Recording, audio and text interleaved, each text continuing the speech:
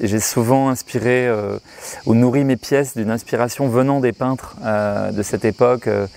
Il y a quelques années, j'avais créé La Mélancolie des Dragons, qui était très influencée par la gravure de Dürer, La Mélancolie,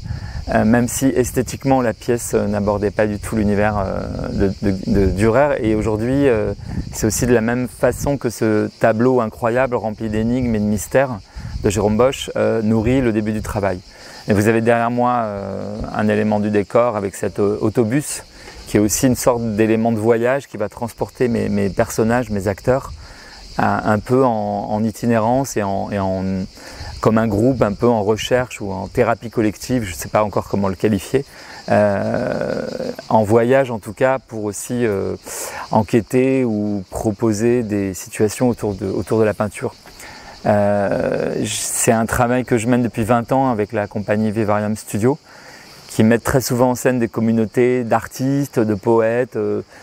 d'humains légèrement abrités de la vitesse du monde, qui s'inventent aussi des vies désirables, des chemins, des mondes possibles, comme on dit.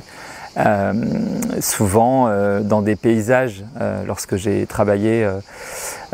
aussi des pièces comme le Swamp Club qui mettait en scène la vie d'un centre d'art perdu dans un marécage. Et aujourd'hui, c'est vrai que c'est très particulier puisque j'ai la chance de créer au Festival d'Avignon et de venir au Festival d'Athènes dans 2 lieux extérieurs que sont la carrière de Boulbon et ce théâtre de l'Odéon à l'Acropole. Donc c'est aussi une vraie itinérance que va connaître ce spectacle et j'avais envie d'une certaine forme d'humour ou d'ironie de faire littéralement voyager mes comédiens dans ce bus reconstitués, et évidemment qui vont déployer aussi une relation à la peinture dans la pièce avec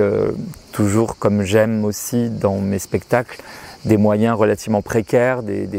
un rapport à l'art, à la musique, à la poésie, un peu des troubadours contemporains ou des personnages qui vont évidemment continuer à manier le rapport au tableau dans la pièce qui est en train de s'écrire. On ne sait pas très bien à quelle époque ça se situe, on est un peu dans les années 70, en même temps on est peut-être dans un futur proche dans lequel une certaine menace écologique aurait totalement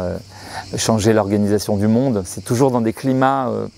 assez particuliers que je cherche l'ambiance des spectacles. C'est un site aussi extrêmement particulier que ce théâtre va offrir en août dans votre festival, après cette falaise incroyable et ce site presque géologique naturel, mais tellement naturel qu'il est surnaturel. Et la pièce va connaître ensuite un voyage en France et en Europe dans des théâtres à l'intérieur, entre Paris, Berlin, Madrid, où nous allons aussi jouer d'ailleurs dans la ville qui abrite ce fameux tableau. Et ça, c'est la belle aventure de la compagnie Vivarium Studio depuis des années. La chance que l'on a de jouer dans différents pays,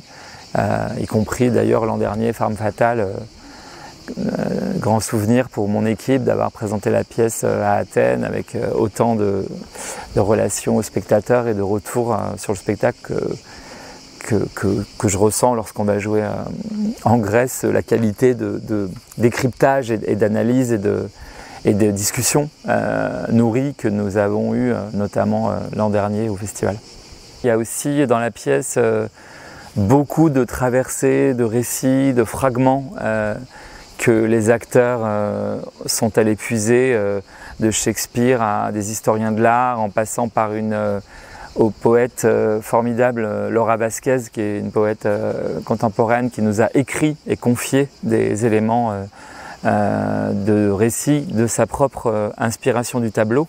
qui est une autrice française assez formidable. C'est aussi une pièce qui va faire circuler des différents fragments musicaux, différents types de textes,